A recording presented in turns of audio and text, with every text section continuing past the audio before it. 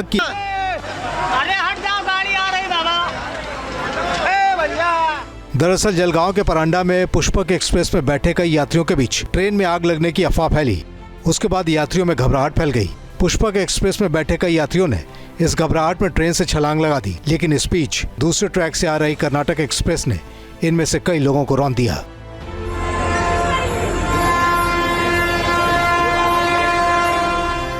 जानकारी के मुताबिक आग की अफवाह की खबर पुष्पक एक्सप्रेस की B4 बोगी से उठी थी। जाहिर है ये बात महज अफवाह थी, लेकिन लखनऊ से मुंबई जा रहे कई यात्रियों के लिए ये अफवाह काल साबित हुई।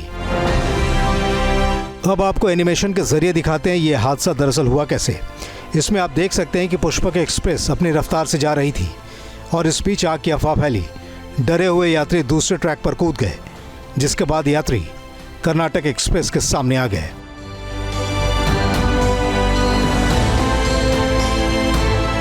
अब सवाल है कि आग की अफवाह के बाद जब पुष्पक एक्सप्रेस की जंजीर खींच दी गई थी और ट्रेन रुकी हुई थी, तब यात्री कर्नाटक एक्सप्रेस के चक्के के नीचे कैसे आ गए। दरअसल इसे लेकर जो खुलासा हुआ है वो हैरान करने वाला है।